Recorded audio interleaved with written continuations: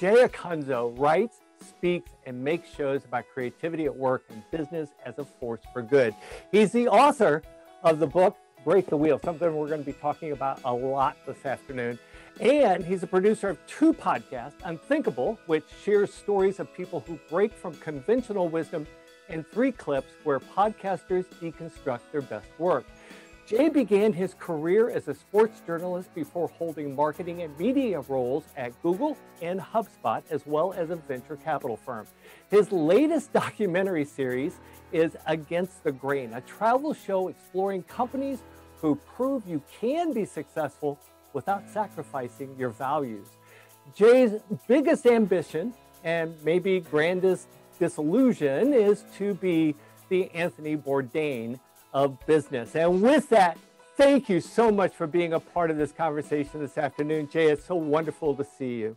Thank you to my new best friend, Ron, for the unbelievable introduction. Thank you for highlighting my grand delusion. Yes, that is true. That is what I aspire to do and to be. I got a ways to go, but maybe today represents a good step in that direction. So thank you all for being here. The reason I call you my new best friend is because I've been reading your book. I read your book, and I've read it probably at least twice. And I have been so inspired by what you put, all the stories and the information that you put in here. And as you can see, I'm bookmarked out the wazoo with all these different bookmarks. So I have easy reference to some of the things that you said. But before we actually get into the book, why don't we talk a little bit about the journey that inspired you to write this book? Where did that begin? Well, I didn't know it at the time, but looking back, it definitely was one of the reasons I wound up writing the book years later. So my first job out of school was at Google at their Boston office. I still live in the Boston area. And I was hired after wanting to be a sports journalist. I was hired at a time when, print media was really scuffling, right, and nobody was really embracing subscription as a healthier business model. And I didn't want to go work and live in some place I didn't know to write about a sport I didn't care about. So I took a big kind of blow to my ego and did not end up in sports journalism, but I got lucky and I got a job at Google, or so I thought. I was excited about it. I had been that type of student that, you get the good grade, right, you go to the good college, you join the clubs, become the president of that club. You join the team, you become the president of that team. I wrote for the student paper, become the editor of that paper. Like that was me, A type, A student, all those things. So the culmination of that success story was go work for a company like Google. That's success, right? You stay there forever. So I thought I'd made it my first job out of school because that was the story I was sold or handed, through no fault of everyone else, just the cultural norms of my life and where I was born and where I grew up and all these forces around me. I had this nice, neat box labeled career. And I just accepted that this was the right box for me to grab hold of and exist inside of. But at Google, I was miserable and my brain was not prepared for that. I thought there was something wrong with me.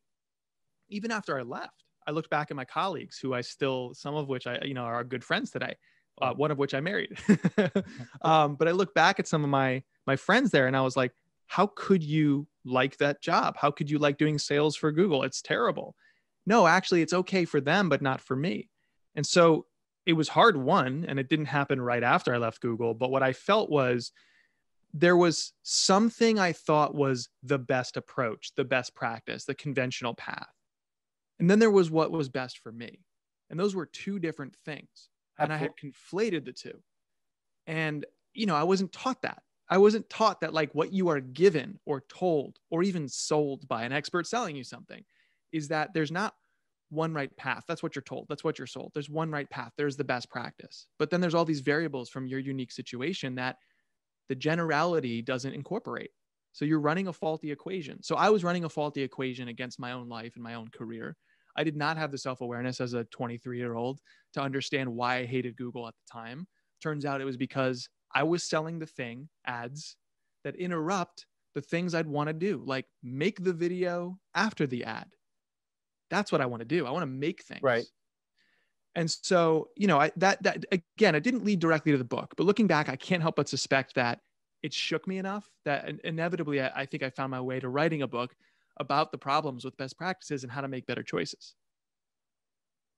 I think that's, I love the story about Google because I heard someone else tell a story about how you were watching a YouTube video with a buddy of yours I And remember this. as Yeah. you're watching the video, all of a sudden this ad came up, and you realized at that moment that Yeah. maybe this isn't so much of what it is that I really want to do with my life.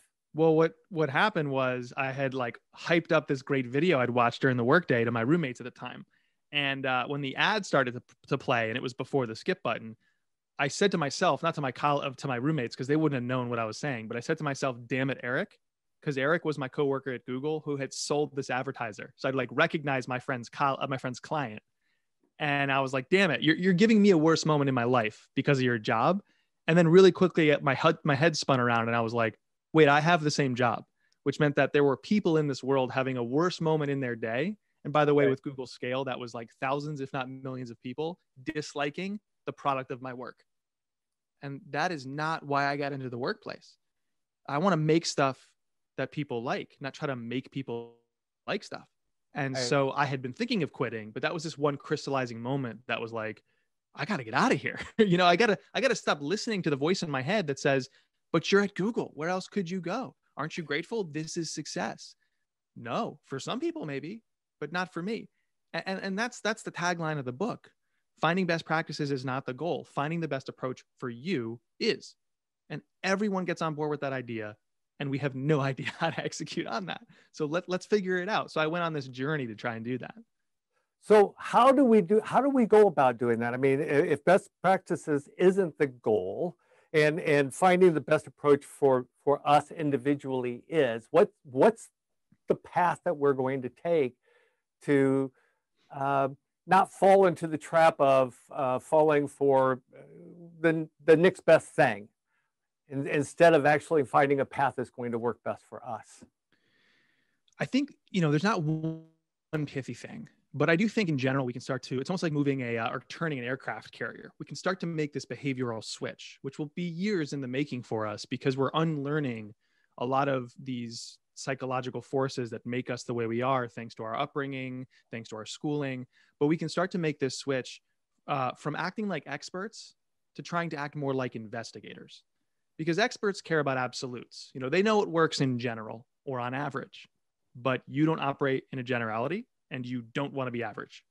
So what experts lack are these unique variables that are present in each of our unique companies, lives, careers, family, however you're making choices and whatever you're making those choices about, there are some things that the best practice has not taken into account. So an investigator, they don't care about absolutes. They might be aware of them. They might use some of them when handy. But more importantly, they care about evidence.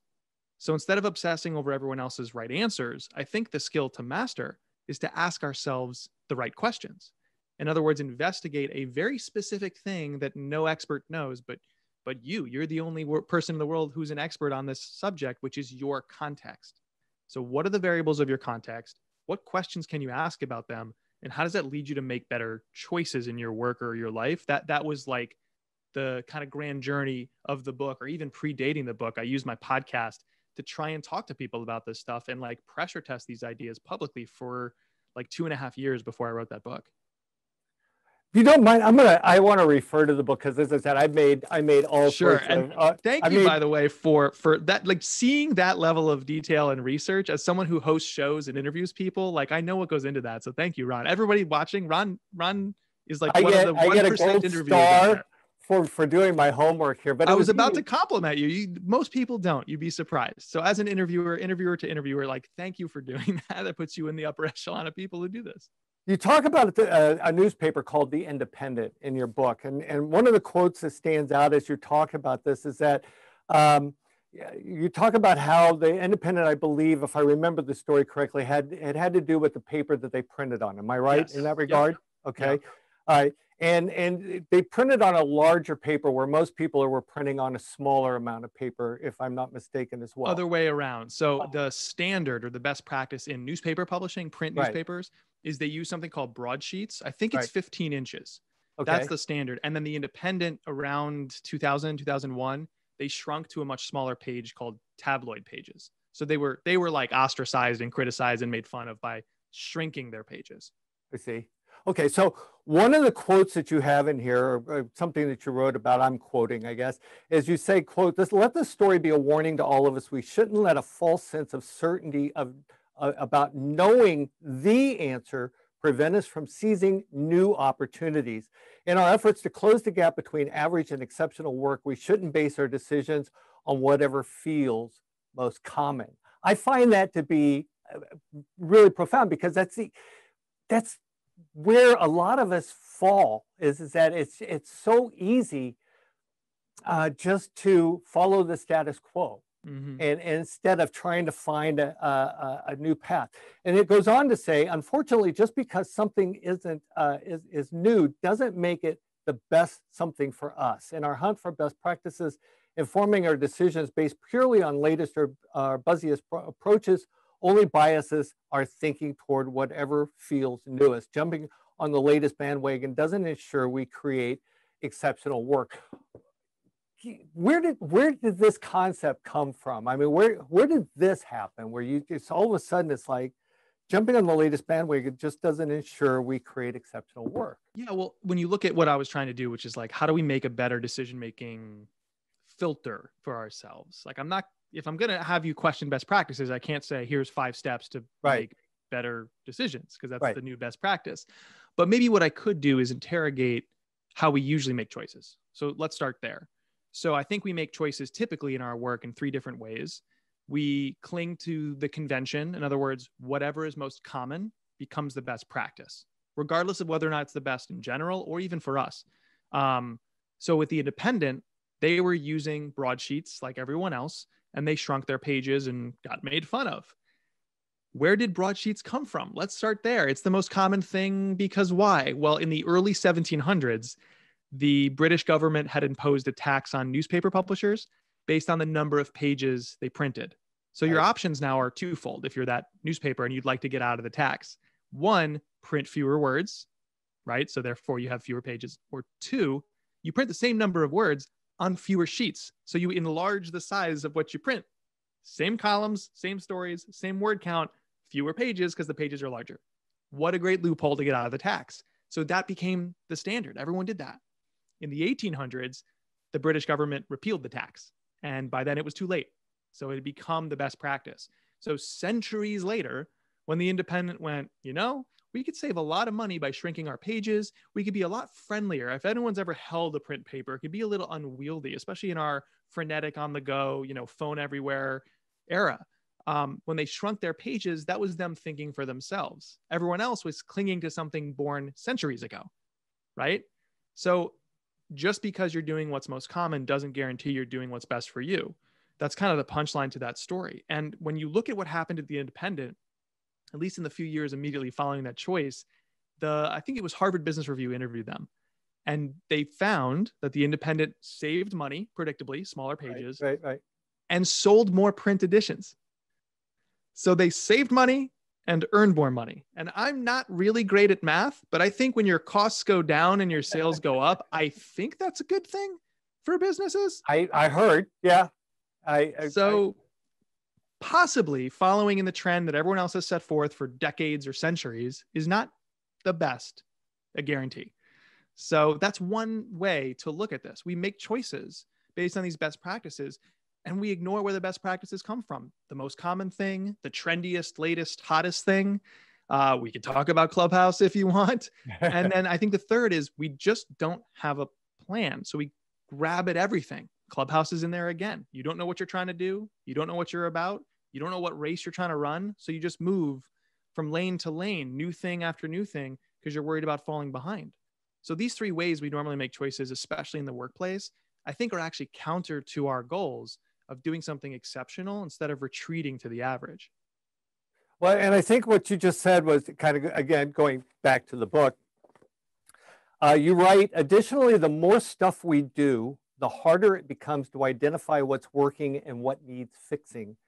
In our desire to see better results, we get so overwhelmed, stressed, or confused that we simply churn out more. In doing so, we bias our work towards activities, not results or fulfillment. We prioritize tactics over strategy, and this rarely, if ever, leads to exceptional work.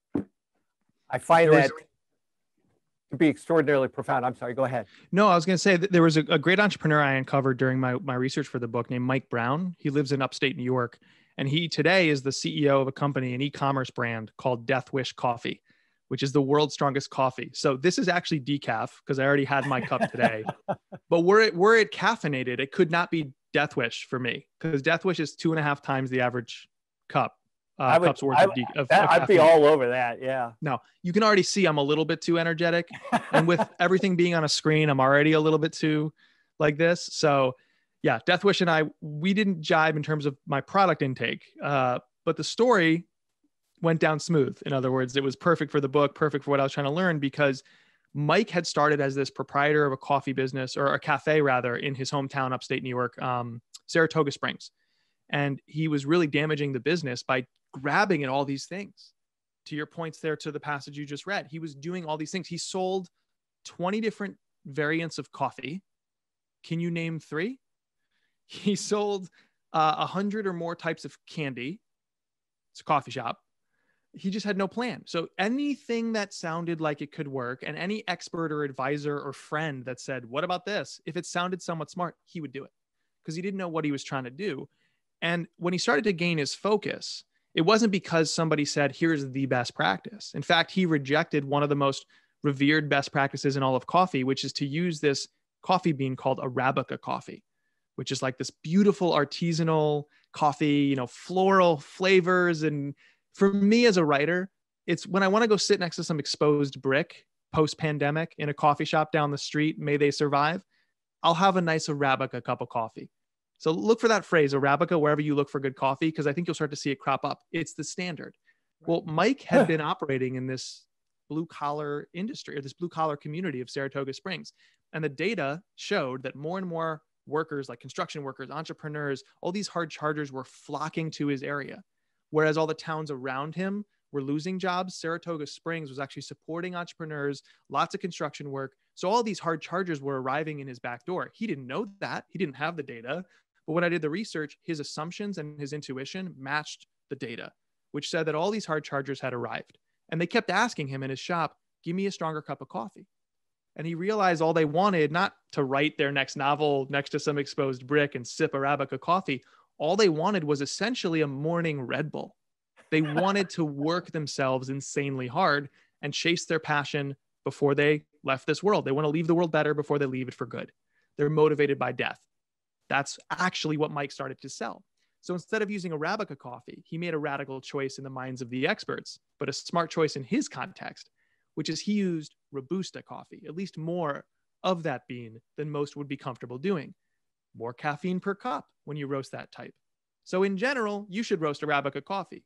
But in Mike's specific situation, when he started to investigate his context and actually pay attention to the world around him instead of the expert's advice, he started to make better choices. It made total sense to use Robusta. Fast forward several years, this is an oversimplification, but fast forward several years, and he's got this multi-million-dollar coffee empire online. He has saved his local coffee shop, sold it to his friend. Now he is exclusively running Death Wish Coffee, and they have these passionate fans and followers. So that's an example. Like, he started making choices like grabbing at everything, trying everything, average work or worse. And then he found his focus by focusing on not the latest trend, but his specific context. And he made choices based on that. And every single time I found people like that, it would look radical if all you knew was the best practice to learn what these people did. Then you talk to someone like Mike and he's like, no, it's not radical. I'm not an innovator or a rebel. If you know what I know about my situation, you would do it this way too. So it's like, maybe we should get better at doing what Mike did in our own situations. Because it's not radical to innovate. It's not crazy to question the best practice. In fact, many times it's better than the best practice. So let's find the skills that Mike has and see if we can replicate that each in our own situations. I just as a side note on Mike is that his company, was it last year at the Super Bowl, he got a free ad? It was 5 years ago at this point. Oh, is it that long? Like that. Okay. Time is a flat circle because of the pandemic, right? So it was 5 years ago or 5 minutes ago, just depending on your understanding of the COVID time continuum. But it's a very creative commercial. If you have, for those watching, when we're done here, don't do it now, but when we're done here, go online, go to YouTube and look for it and look for the commercial because it is pretty, it's memorable. Right. I'll give you a hint. There's Vikings involved. So right. They won a competition. That Super Bowl ad was free because Intuit was giving away, one small business would win a free Super Bowl ad. It's like $5 million value for free, based on a voting competition, and Death Wish won. And I don't think it was any growth hack or sneaky new trend that they used to grow a following. It was because they just focused an inordinate amount of their decision-making power on actually looking at their customer, not what works in general for them, but their specific customers. And they built this massive, raving, passionate fan base, and they won the voting competition as a result. So they won a $5 million ad on Super Bowl Sunday. I think it was for Super Bowl 50, maybe, for free. That's so impressive. And I think what you've been talking about, there's a quote again in your book. This one comes from an economist, John Maynard Keynes, and it says, "It is better to be vaguely right than precisely wrong," which I think Mike is an excellent example of that. Yeah. Is that you may not be right all the time, but it's better than always being wrong. And also, you said something a few moments ago that just getting me off of where the direction I was going, but I got to stop because you brought it up, and it has to do with Mike and Death Wish Coffee. And it's do you want, again, a quote from your book, and I don't remember what page it was on, but it was something to the effect of, do you want your business to, if you want your business to be different, what do you want it to be different than? You want it to be different than the competition, or do you want your business to be refreshing to the customer? And that one just, oh, I'm sorry, pounded my mic. That one was, that just grabbed me because I see, because I even catch myself talking about businesses being different than their competition. How do you want to go about being different than your competition without ever really putting a focus on customer? And I find that to be extraordinarily refreshing in that regard. So I appreciate that. Well, I think like I'm somebody who could not, as a writer, a former content marketer, a creator of shows, like I like to make things, that I have to embody and think about for a long time to make. So I could not go work for, no disrespect for anyone who loves this space, I couldn't go work for a financial technology company because I don't love that space.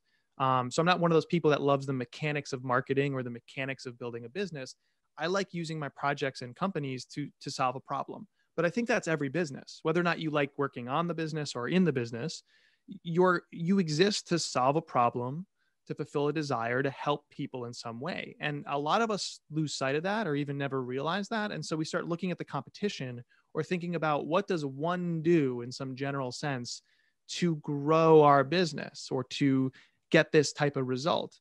And so when you say to yourself, let's be different, because when you're different, you stand out from the crowd. That's good marketing or good branding or good growth strategy. Be different.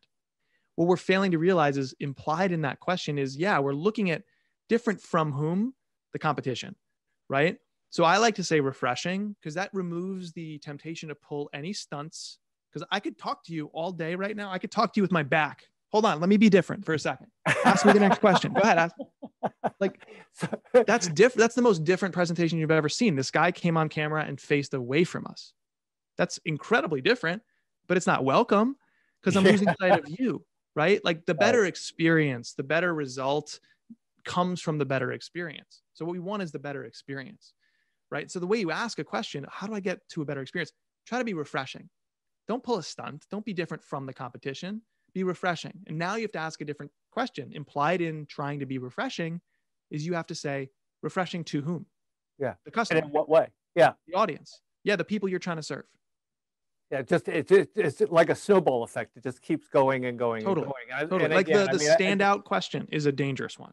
I mean, if finding white space is a dangerous one because you find white space not by looking at the competition, but by going and talking to customers and being like, where are your needs unmet? Right. It's not about what exists that's trying to sell to that customer. It's about the customer's awareness of like, what's your problem? Now, I said that in a very snarky way. Like, what's your problem? What problems do they face? Like great product managers and software where I sort of came up in the business world, they don't ask about the solution they're building to the customer. Right. They ask the customer, so we're building a marketing product. What sucks about your marketing today? What's hard? What are you trying to do to solve that problem already? What have you tried? What is working? What isn't working? What frustrates you? What drains you of energy?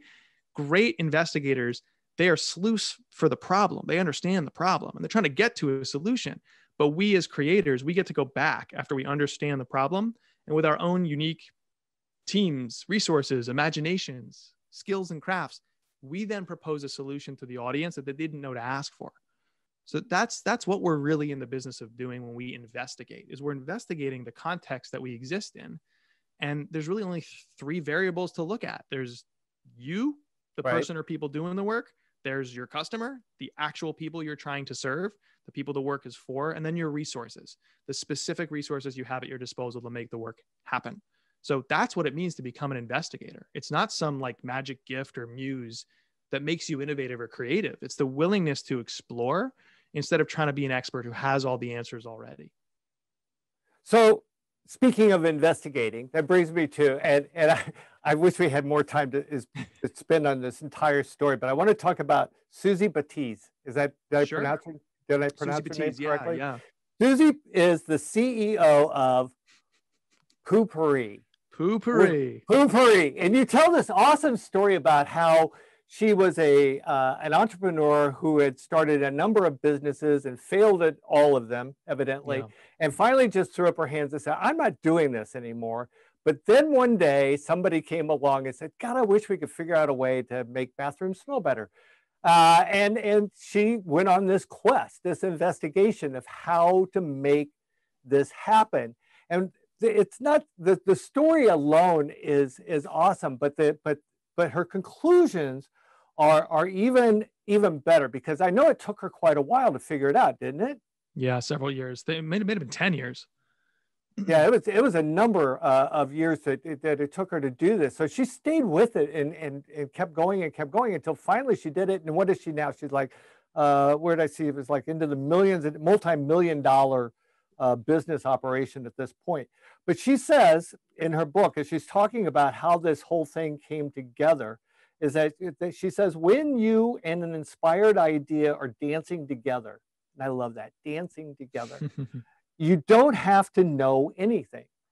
It's like there is no big plan. It's more like, oh my gosh, let's go in this direction. Yeah, that looks really good. And if it doesn't work, I'd go, okay, well, let's go in this direction.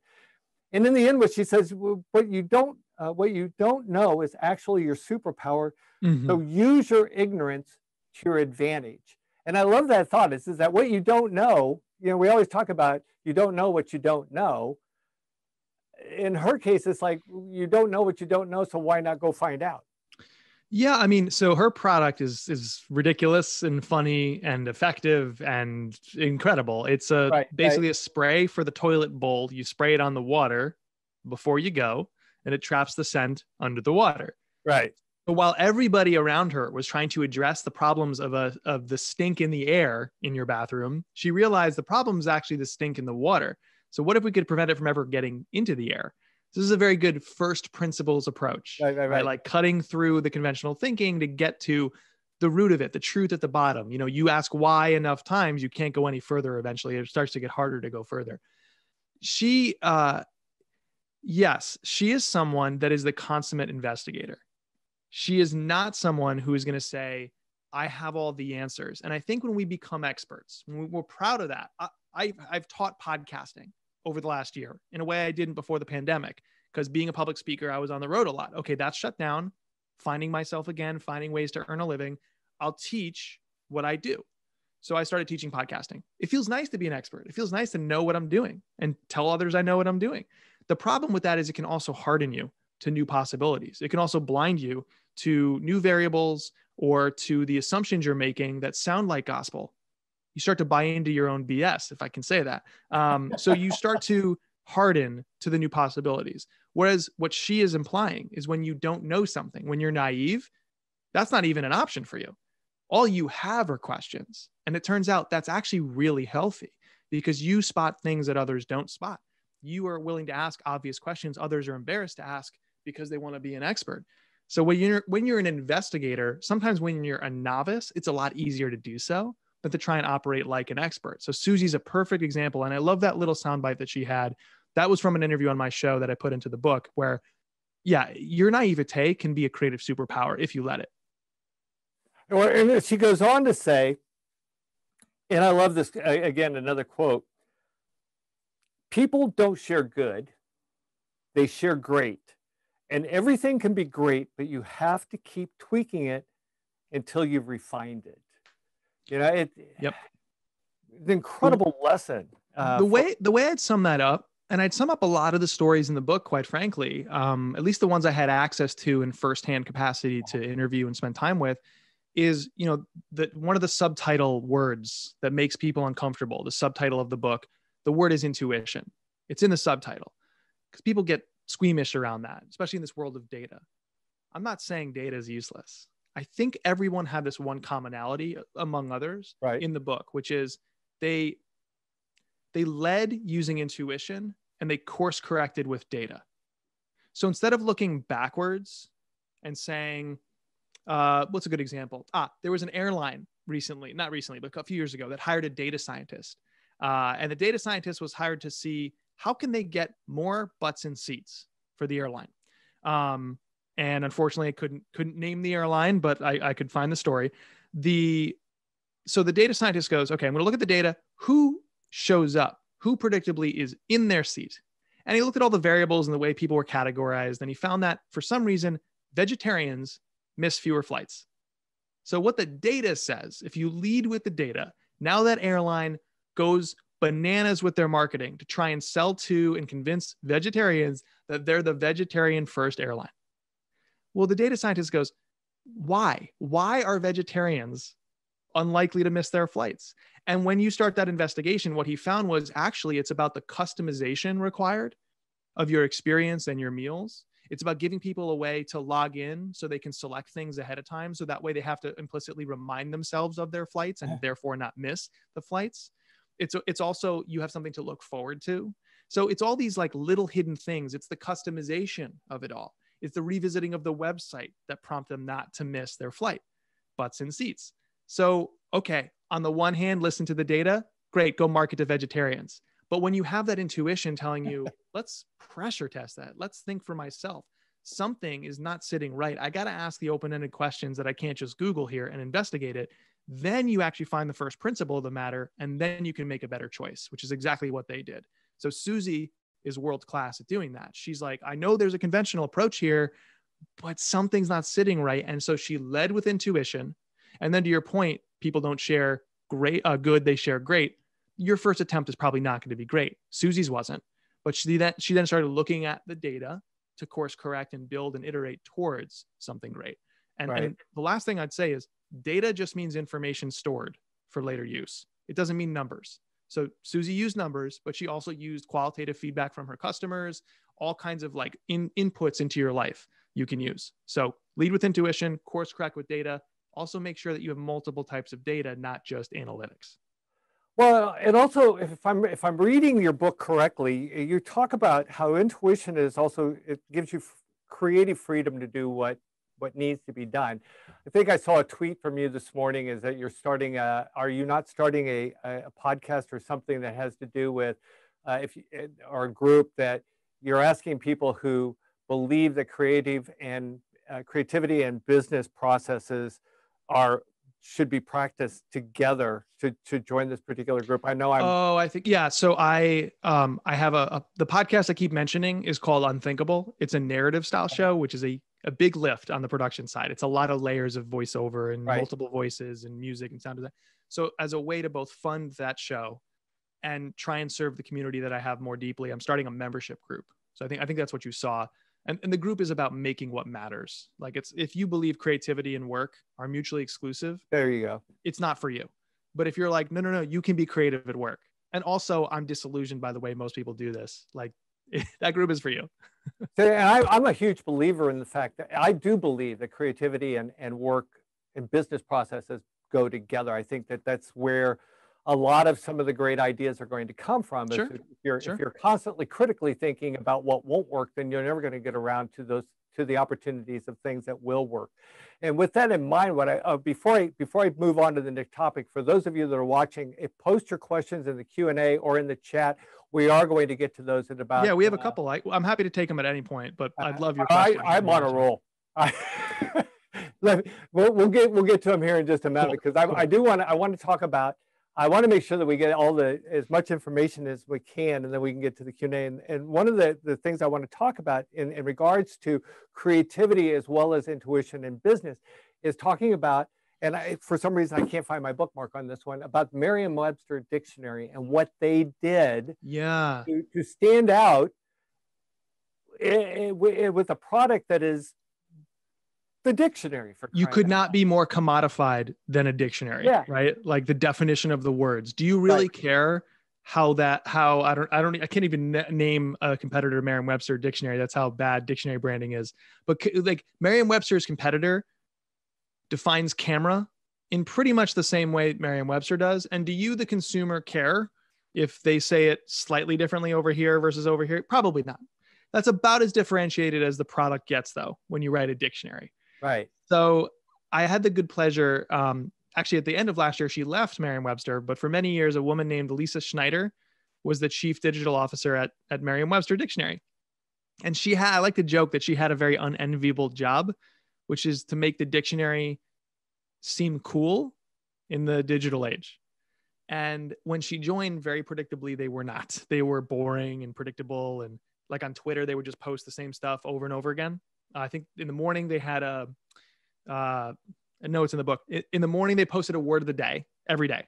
And at night, it was a quiz about like definitions every day. No personality, nothing different, no experiments, every single stinking day. And she's like, okay, well, that's terrible. And then her team was hysterical. Her team was hilarious and warm and wonderful. And actually, if you look at the definition, ironically, of a lexicographer, I don't know the actual word for word definition, but the role of a lexicographer, which is a dictionary editor, is to chronicle language as it unfolds in popular use. In other words, they don't set the rules for us. We set the rules for them. So they have to be part of the pop culture, the popular dialogue. How people use words influences what's in the dictionary, which is why, to my chagrin as an English literature major, irregardless is now a word in Merriam-Webster dictionary. It's because enough people used it incorrectly, made it up to mean regardless. Kills me. But that's what their job is, to be part of the conversation. They were not. They were too boring. So Lisa said to her team, look, enough is enough. That's our job. We're also really warm and witty and smart. And we do speak like pop culture, like looks and sounds, but not externally. So let's show the world how fun and relevant we are. And from that moment forward, by keeping that marching order in mind, they made better choices. One example is they declared the hot dog was a sandwich. This very definitive statement that they made around a Memorial Day weekend a few years ago. And they got press coverage from that because the internet lost its mind. People were like, I can't believe the hot dog, it's not a sandwich. People took a stance, right? So they had all these things they weren't doing, like taking stances, like using playful emojis or just their tones of voices. Lisa said in her words, she's like, it's social media. You can interact. You can be social. But they weren't. They were just automating away all their personality. And so they've exploded as a brand. They have something like near 1 million Twitter followers now for a dictionary. And they're just this warm, wonderful tone of voice driven brand now. And that to me is doing something refreshing, right? That to me is following your intuition. It's thinking for yourself and investigating your context, using firsthand variables instead of the general wisdom, which might have said, automate things away, right? They were acting like a stuffy book on the shelf, sometimes because of their own fault, but a lot of times because in that era, everyone was doing it that way. It's I find that story probably more fascinating than any of the other stories in here, and I chuckled every time I saw some of the definitions that they would do, and so the daily stuff that they would just put in there. It just cracked me up. But I could just talk. I could go through every page. It's so nice of you. Thank you. With your book, but I know that we got people that are dying to get some questions, and so Matt, yeah, I want to answer this Yankee question I see in the comments because I do have a Yankee mug. What do we got, Matt? So Scott's asking the question, hey, why does someone from Boston have a Yankees coffee mug? I'll be completely honest. It's because I have good taste. Oh! I grew up in Southern Connecticut, about 10 minutes outside of New Haven. And that area of Connecticut, I fondly call New Yorkachusetts. So when you grow up there, you have a choice. You can go to New York, you can go to Boston. I've lived in both, but I root for one, and that's the New York Yankees and also the New York Knicks. And actually the Knicks are my favorite team, period. So send me good vibes, chocolates, hugs. Because yeah, while I have the Yankees, I also have the Knicks. So there you go. Grew up in Connecticut. That's why. Hey, Jay, Scott's got another question. He says, if you're with a company that you want to help see grow, how do you try to help change a vision from the inside, from tactics to strategy? I'm a strategy-based thinker, but my company pushes hard on the tactics. Right. So there's a couple quick things I'd say, but I think there's also like an approach to the communication of it that we should talk about. The couple quick things I'd say is, number one is, have you had the conversation? Because a lot of times when I hear questions like this, not that's the case for you, Scott, but a lot of times when I hear conversations, you know, at events in person, may we have those again soon, it's a lot of, but my boss or but my culture, and people aren't willing to sit down with one or two people at a time and try to just discuss this. So the first thing is just having that conversation, pointing it out, coming from a place of goodwill and wanting to make things better. That solves part of the problem for many people. Again, I'm not saying you haven't done that. I just don't know. The other thing I would say is to paint tactics as they are, which are tests. That's all they are. And so if you don't have that one strategy, like what are we trying to achieve? And let's test our way forward. So like, I don't know, let's grow a passionate community on social media. All right. How can we test that? Well, first you have all these channels. We're going to pick Twitter. Okay. Now here are all these things we can do on Twitter. What should we do? We don't know. And so we could go to a blog that says, these are the things you should do. Or we could look to our past and say, this is what we've done forever, Merriam-Webster. But really what you should say is like, any of these can work. And we need to know what we're trying to build first. So these things, channels, tactics, those are tools. And a good carpenter isn't like going to another carpenter and saying things like, hey, do hammers work? But that's kind of what we do in, you know, I'll take marketing as an example. That's kind of what we do in marketing, where we're like, hey, is Clubhouse good for business? Does Twitter work? It's a tool. So what are you trying to build? So I love that you're striving forward towards strategy. Really quickly, the communication change though. I call this the green smoothie problem. When we have an idea, our tendency, because we're at the conclusion of our thought process, we have the idea, is to just hand people the idea. And oftentimes we get rejected. And it's like handing someone a green smoothie when they've never seen one before. They either anchor to something that feels relevant in their lives, like, gross, it looks like the health drink at my gym. It's like made of grass or something. No. Or they immediately want social proof. They want to know everyone else is doing it to mitigate the risk. So now we're back in the camp of generalities, average work, commodity things. So far better than handing them the smoothie is to actually first start by saying, hey, you know, Scott, you said last week you want to be healthy. Okay, so I'm aligned with your goals. You also told me you believe that all these health drinks are gross. I acknowledge you have a belief on how to get that goal. Well, here's what I'm thinking. I took this ingredient, this ingredient, this ingredient, this ingredient, this ingredient. I blended it together. So Scott, I basically said, I know where you're trying to get. I know how you're trying to get there right now, or what you believe about it. And I've thought through these things. Here were my variables and the ingredients in my thinking. I'm laying it out for you. So if you want to be healthy, but you think all these other health drinks are gross, bam, it's a green smoothie. Want to drink it? So the idea comes last. And I'm terrible at this. That's why I have to remind myself of the green smoothie problem, because I'm so excited about the answer, or so confident that I want people to get out of the way and say yes. Of course, think about strategy before tactics. Of course, think about this project in the light that I think about it. But they haven't gone on that mental journey. So there's actually an information disadvantage between you and them.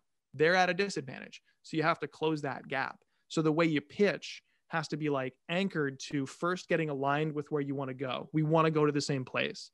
Then you have to acknowledge the status quo of how you're already trying to get there.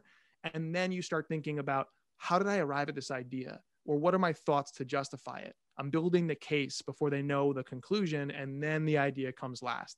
And either they'll say yes, because they're a part of the decision almost. They at least can point to your thinking and say where you misstepped. Because rather than be me versus you, my belief versus yours, my idea versus yours, it's now like we have a problem and some thinking on the board. And they can say, you know, I appreciate what you're trying to do here, Scott. I don't like the idea of kale in my smoothie. And you say, no problem. Let me go think about this. I'll change something. Or, hey, what can we talk about right now to tweak the thought process and arrive at a better idea? But either way, it's more productive, the yes or the conversation, and less combative. So I'd start it that way.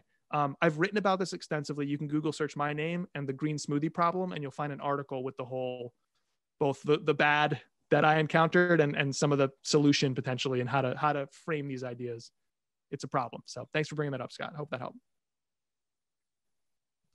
Yeah. So Jay, I got a question here from Mike. And again, I want to say thank you. I've got tons of notes and tons of quotes. So I'm going to go get your book now. I gotta fill in all the gaps now, man. I love it. Hey, so Mike heard something. He wanted you to help fill in the gaps here. One of the quotes you said was, I wanted to create things that people like rather than, what was the backside?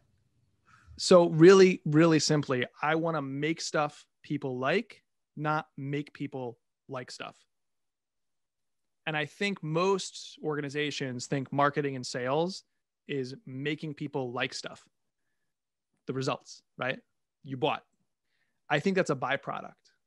There's something called Goodhart's Law, which says that when your metrics become the goal, they cease to be good metrics. So grow the blog 50% is a metric. It's a measure of how well you're achieving the real goal. And the real goal doesn't sound like a number. It sounds like some kind of change in behavior. So I don't know, for the next 30 days, we are going to solve this huge problem that our audience faces through educational content on the blog. That's what we're doing. How will we measure that? Well, we hope this happens. We hope we grow the blog by 50%. So let's see if solving this problem or building the world's most helpful podcast for X or whatever it is, the goal sounds like you're making a difference for others. The metrics are how you measure your progress towards that. And so making stuff people like, that's where your goals come from. Making people like stuff, first of all, that's coercion. I don't think it works and it's not necessary, but that's where the results tend to live in people's minds. That's where your metrics come out of. So to have a goal and then metrics measure the progress towards the goal. Plain language, numbers. I mean, I'm picking up more good stuff. I'm gonna have to wait for the recording so I can. Ron, when we go back out there and we're like touring and stuff, can you just be my hype man and like come out and like, I'll give you a gold chain if you want. You can do the Flava Flav thing. You can get on stage. Big clock on it. Yeah, that please. Do we have more questions? Tell your family now. Yeah, a follow up one from Jay or from Scott to Jay. Sure. Here's the to follow in here. I'm gonna serve you a softball. He's like, hey, where can I go buy his book? You can go to jacunzo.com/book or Amazon. I did do an audio book. I am a podcaster. I should warn you, it's really shouty. So you can check it out. I'm really, there's a moment where I pretend to moo because there was a joke in the book that when you read it, I'm not like mooing out loud, but in the audio book I am. So pick your poison. But it's available in audio or print. I suggest the print book so that you can do like I did. That's what I suggest. I like how Joel says that Ron already has the gold chain, so I'm disappointed he didn't bust it out today. Any other questions, Matt? Yeah, Scott has another one. Scott's got a bunch today. Scott's joining us from Detroit, Michigan, by the way. Hey, thanks for coming, Scott. He says specifically about your time at HubSpot. Yep. What did you learn specifically about sales with your time at HubSpot? So I should be completely transparent. I was there for 1 year. I led their content team. I did not really work with sales beyond the fact that they wanted, more and better leads from marketing. HubSpot and I were very misaligned on the philosophy of what content is for. They wanted to make people like stuff. I think the things I have learned over the years about sales are very similar to the things I think I've learned about marketing over the years, which is if it would make you feel icky receiving it, just don't do it. Like, I don't know where we thought it's okay to spam everybody over DM. We're all in the business of helping others. We're all in the business of service. So like, I can't go too much deeper than that on sales, unfortunately, because it's just not my area and I don't want to mislead anybody. I do know that as a podcaster, I get hit up by a form of sales constantly, which is either people want to sponsor the show for bottom dollar and that makes me feel terrible, or even worse, they want to pitch their guest. And at no point is it falling in line with the green smoothie problem. Everyone is pitching their ideas. No one is saying, you know where you're trying to get to? I know you're trying to get over there. All right. And I know you're already trying to do that. You're not like a lunatic, like standing there hoping people listen. You're trying to get people to listen to your show. So here's what I'm thinking. And by the way, we have a solution for this. So I'm just throwing it out there. If you'd like to talk about it, let's go. And actually, there's a story in the book about, was it a venture capital company that you worked for that talked about, instead of spamming everybody, they went to, and putting the forms on their website, they just went to including a line of, would you like to join our email list? Oh, I think I remember what you're talking about. I did work for a venture capital firm. I believe what you're talking about is the software company Drift. When they started, instead of having like giant forms to fill out on their website to sign up, or putting all their content behind those forms, like here's an ebook, it's free, but you have to give us every bit of information, including your and your daughter's social security number, and then sales will call you 2 seconds later. They just said, PS, can we send you an email? Right. And they gave away all their valuable information and content for free. And, to me, that's where I was misaligned with HubSpot. HubSpot said, Jay, go write a great ebook. We're going to cram it behind a form, asking for the action, the conversion on the form before the value is delivered. And I thought, well, if I'm a writer worth my salary here, I should be able to write something and teach something that's worth plenty for free and give it away. And because you are enjoying what you're reading and learning something at the end or in the pages, when I say, do you want to come deeper with us? Here's the next step. People would knock down my door to say yes, right? So it's adding the value before you extract it.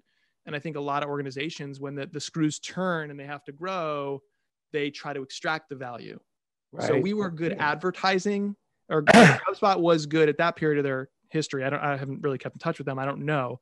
At that period of their evolution, they were good at advertising content, but you'd have to convert first instead of giving away content to then say, by the way, you're way more qualified now and probably more excited. I've earned your trust. Will you take this action? I think that would have been more effective. And it netted out. We saw less than 0.5% of leads closed into deals. And we did a tour of the West Coast software companies that got big, Zendesk and those types of companies, Salesforce. Their conversion rate was much higher because they wouldn't gate quite so many things behind the form. They'd give it all away, basically forcing you to spend more time with them. Not forcing, but offering it. Right. And then eventually you would opt to convert because you were just such a true believer by then. And so obviously you'd convert at a higher rate. So instead of a big top of funnel, it was a bigger bottom of funnel. So they were focused on yield instead of top line audience growth. Cool. Matt, we have time for probably 2 more questions. All right. I've got 2 more here for you. The first one's coming from Mike, and I'm interested in this one too. How do you, if at all, counsel those who are on the fence of becoming an entrepreneur, especially in these times? And you touched on just a little bit about what you did in your business last year. Yeah. What would you say? Yeah. I mean, I got punched in the face like everyone else, right? Like public speaking, 3 years of working my butt off to build a very sustainable business that would fund like ambitious documentaries I want to make and podcasts and things like that, came crashing down in very little time. It was profoundly humbling. I'm still hurt and bruised by it.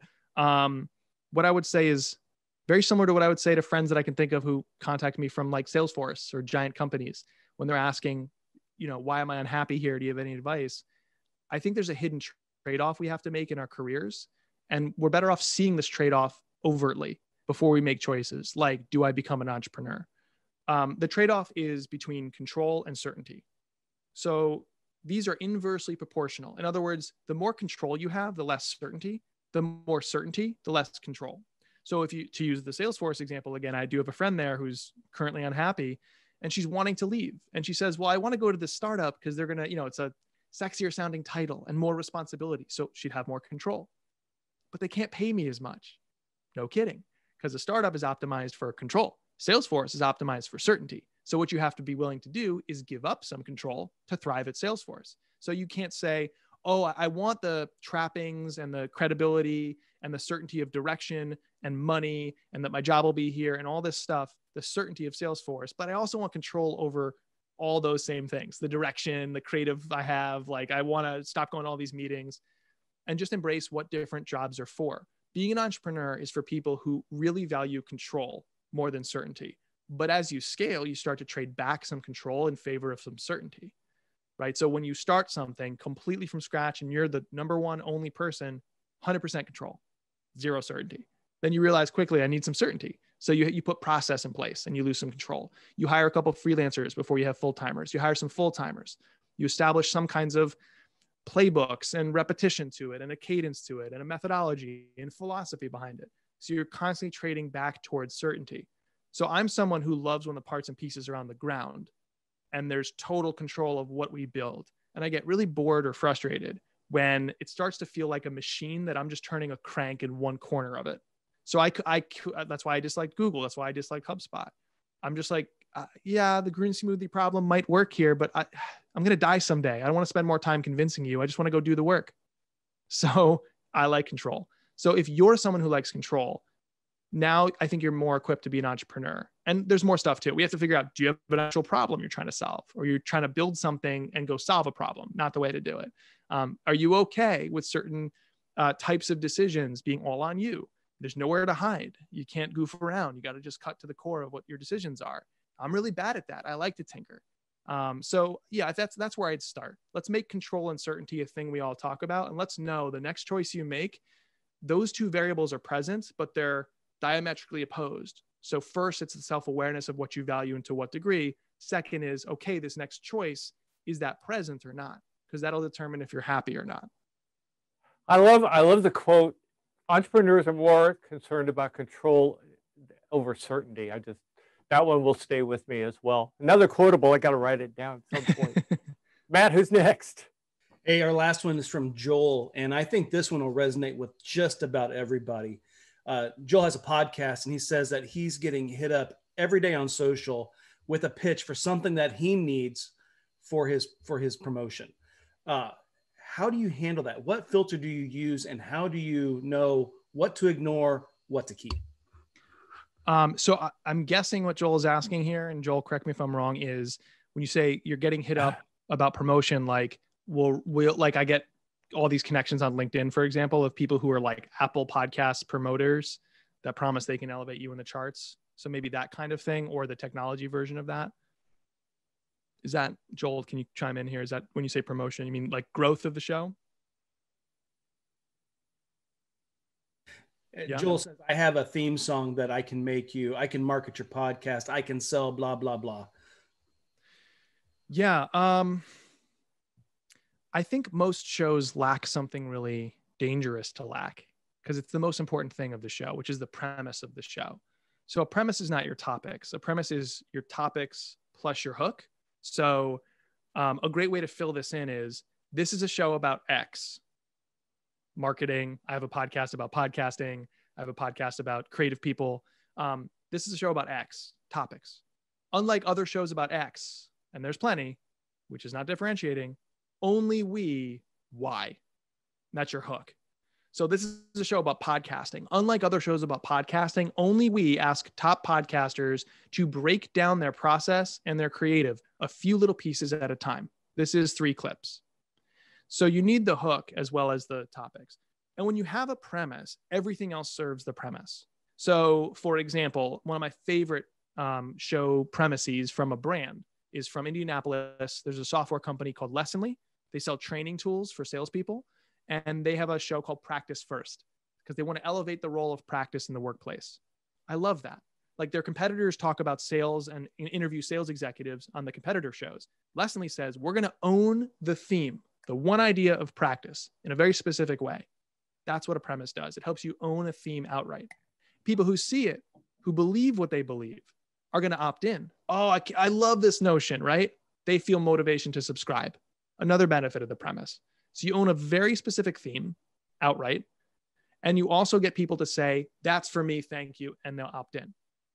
Now every choice you make serves the premise. So is the theme song something that can ensure you explore the premise better or cement the premise that you explain up front to each new listener? Maybe. I'm looking at the other things. Do you need to grow to that audience? Because my guess is if you just made a better show to 50 people, you can get to 100 pretty easily. But I think we kind of skip that part. So developing the premise is, I think, the most important part of any show development. And it gives you that filter to vet all these people coming inbound that just generically say, I can do stuff for you. Because you know what you're trying to do now.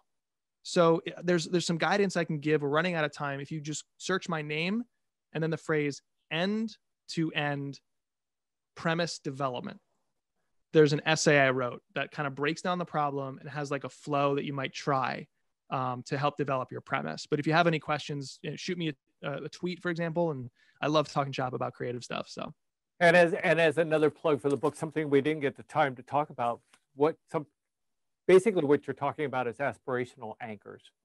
And does it, your purpose, your why are you doing what it is that you do? And it's what they're asking you to contribute. Will that reinforce the anchor or will it not? So, right. So I got to tell you, Jay, and I also wanted to confirm, I called you my best friend earlier when I first introduced you. And I want to affirm that I am, because my book is autographed. The only best friends would autograph books for their readers. So see, I have a certain, I have proof, I guess I should say. Jay, this has been an outstanding conversation. And I got to tell you, it means the world to me that you took the time to be with us this afternoon. And are there any other websites or URLs or anything that you want to share before we leave here? Yeah, I feel bad. The timing is weird. jacunzo.com is where all my projects live. It's getting a facelift, and we're finally ready to launch this brand new, beautiful site. So if you don't see my avatar at the very top when you go to Acunzo, know that it's the old site or maybe even a coming soon site. But in a week, I promise you that site will have all the stuff. We're just at the last mile of launching it, so we're migrating it over right now. So if you wind up with a 404 redirect, just come back. Please come back. So that's my home base, though. Or Twitter if you want to keep in touch more vocally. And for all of you watching, I can't tell you. Also, I would suggest you pick up this book. I guarantee you're going to wind up with as many bookmarks in it as I have. Jay, thank you again so much for your time. It has been an honor to speak with you today. And I wish you nothing but success with this book. And I think you have another book coming out before long. And you have so many ventures going on at the same time. And I hope that it won't be long before you will be known as the Anthony Bourdain of business. So with that means the world to me. Thank you so much. And for all of you watching, thank you as well. Matt, play us out.